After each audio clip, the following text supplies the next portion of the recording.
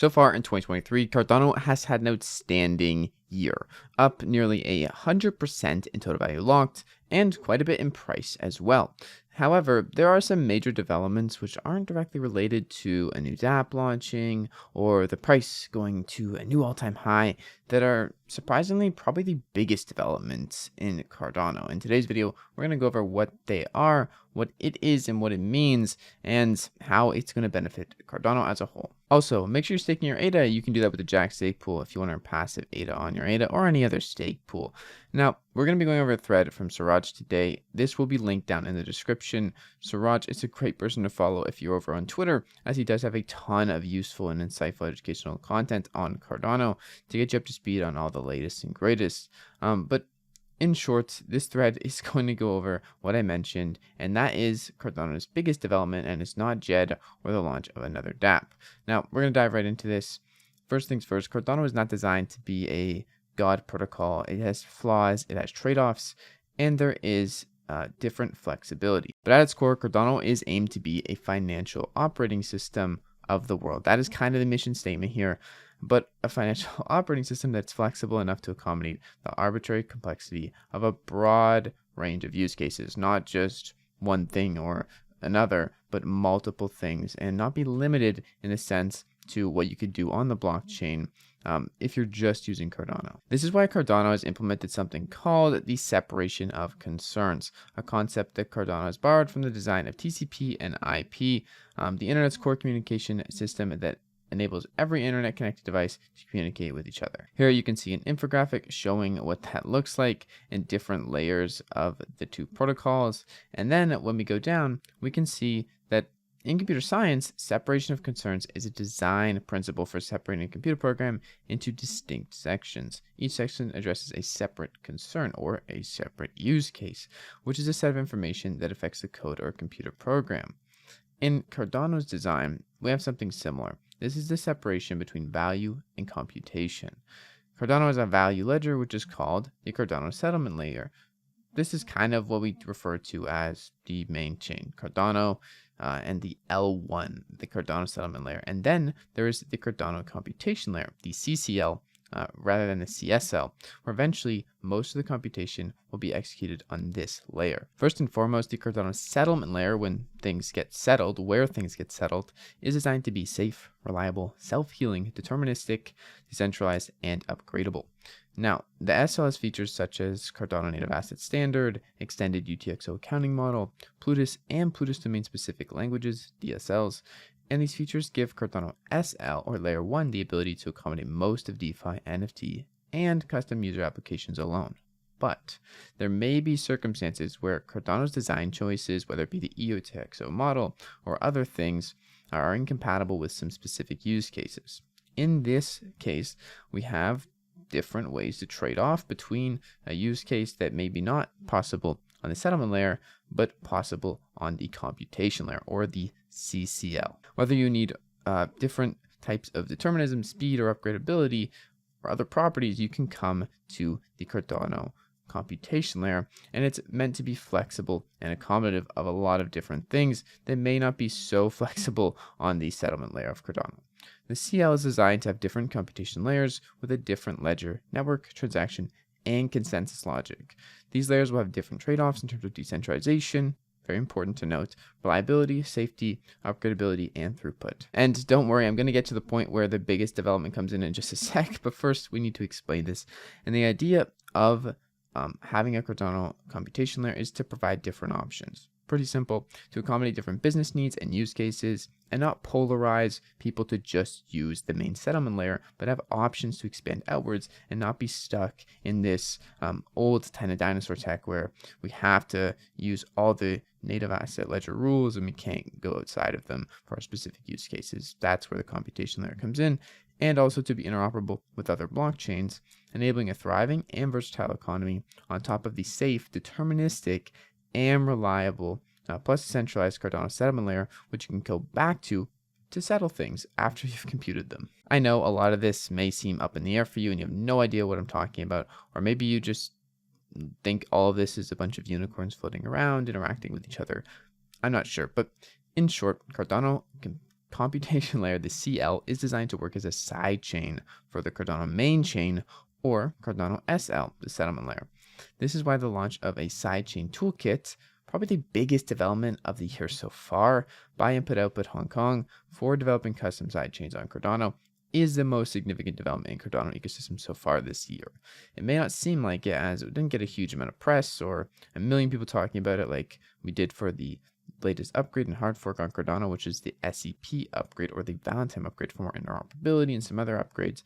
But this really is a huge part of what Cardano has been striving to be, and a huge step in the direction of a true world financial operating system outside of just the main chain and the rule sets, but now adding more flexibility, the more support we have for sidechain tooling to put things on the computation layer and really expand the use case possibilities. Now, if you want to know what a sidechain toolkit is, essentially the sidechain toolkit is a set of components and recommendations. This allows blockchain developers to deploy customizable solutions as sidechains on Cardano. The toolkit's building blocks are designed to empower developers and make it easier for them to build on this sidechain or the computation layer. As the toolkit stands right now, this enables dApp developers to create custom sidechains that offer advantages in testability, scalability, compatibility, and interoperability. The toolkit is composed of 3 main components. This is the chain follower, the main chain Plutus scripts, and a sidechain specific module. Don't worry if you don't know what any of this means. I hardly do either. So what are the functions of these components? Now, we're going to go over them so you can know right now. The main chain Plutus scripts. These scripts are deployed on the Cardano SL. This essentially is your bridge back to the computation layer, or back from the computation layer to the settlement layer.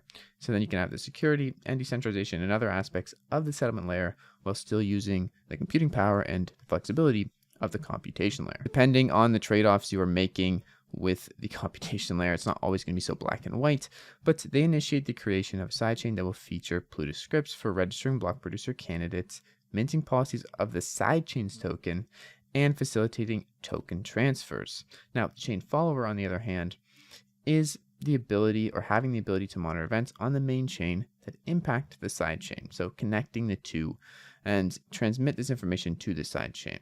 The V1 of the toolkit uses a Cardano DB Sync instance for this purpose, and I suspect as time goes on and the toolkit develops, this may change and improve and even be more flexible for developers. Sidechain specific module. This component is a component of the sidechain node validator. It is responsible for filtering and transferring data received from the chain follower. It presents them for processing based on the governing rules of the sidechain technical specifications.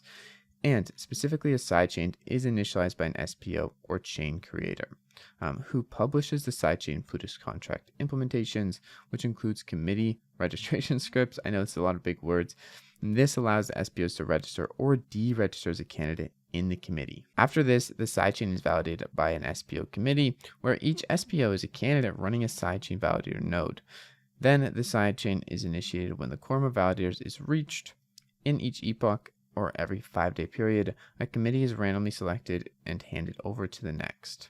The toolkit features a technical specification document with an overview and guides to Cardano sidechains, putting a more standard approach in place, and its features include transfer of data and assets between Cardano settlement layer and Cardano computing layer, and also support for multiple consensus protocols, ledger rules in different languages, as well as a secure sidechain launch. So this is pretty awesome, having a toolkit to put people into a right direction, especially just in terms of developer tooling, is very important. It's probably the only way we're going to make big steps forward is with proper tooling and guide for developers. This also opens up an opportunity for the SPOs and delegators. Depending on how rewards are set up on the sidechain, these custom sidechains provide a new opportunity for stake pool operators and delegators, as they can increase rewards by operating sidechain nodes and getting sidechain specific tokens as rewards as well, on top of the native Cardano layer 1 settlement layer rewards that are staking your ADA and getting paid in ADA. Eventually, as the ecosystem matures,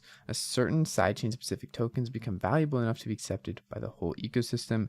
Features like the Babel fees could further increase the role of these tokens in the broader Cardano ecosystem. If you don't know what Babel fees are, it's essentially the process of using any native token on Cardano to pay the fees of transactions with. So that's just the short form of it. But Cardano has already seen an incredible amount of development activity when it comes to sidechains. Here are some of the developments regarding sidechains. We have World Mobile launching a custom Cardano sidechain using Cosmos's SDK. You can see the announcement here, and this will be all linked down in the description through Suraj's thread. Input Output Hong Kong, one of the 3 founding partners of Cardano, is also developing a new data protection-based sidechain, or a privacy-first kind of sidechain that safeguards sensitive commercial and personal data and provides unique and innovative use cases. Keep in mind also, World Mobile is a direct partner with Input Output, so they're working together obviously on this. And Mokamada, which you've probably already seen before, has an EVM sidechain on Cardano, and it's already up and running. It's been almost 10 months now, and they even have games over there through their studios, so there's lots to look out over there and check out. And that's just one of the ways you can interact with the sidechain now that's live and see how it works, how it operates, and how fast it is compared to Cardano main chain or Cardano settlement layer. SharesLake also runs their own Cardano sidechain for their stablecoin RUSD, so it is a very interesting project. They have a lot of cool things, and it's been live on mainnet for over 3 months now. So they've been building and they have cool stuff, and they're implementing things like the sidechain toolkit to make a solid experience for the user. Also, soon developers will be able to deploy a variety of sidechain solutions on Cardano using a variety of blockchain developmental frameworks like Scorex, Hyperledger Fabric, and also Cosmos SDK. On a side note though, it is very possible that some of the most anticipated dApps on Cardano, they might not launch as dApps on the main chain of Cardano. They may just be their own Cardano sidechain for a better user experience, for a better processing time, throughput, higher transactions, and everything's sake. A lot of dApps may just be their own side chains, and as wallets upgrade and integrate, it may even be a seamless process from you just using the main Cardano chain to you going up in your opening your wallet, forming a transaction, and having it be automatically signed from the side chain and then computed back to the settlement layer. To wrap it all up in one big or 3 big sentences, Cardano's unique design provides a settlement layer that is secure and decentralized, a computation layer through custom sidechains that accommodate different use cases all over the globe, and the Cardano sidechain toolkit will initiate the proliferation, big word, of Cardano sidechains and Cardano computation layer. So lots of cool stuff going on. I do think and agree with Suraj that this is one of the biggest developments that we've seen in 2023 so far. Lots of dApps are launching and lots of exciting things are launching, but more specifically is the fundamentals of what will be launched in the future and throughout this year, and that is likely sidechains and the computation layer, and relating it back to users in a way that makes them be able to use Cardano for anything, and specifically developers now being able to do it a lot more easier and build things on a sidechain and make their own sidechains with ease now that they have a toolkit. Anyways, that's it for today's video. You can check the thread out in the description, and I'll see you guys in tomorrow's video. It's been your friend Jack. Peace.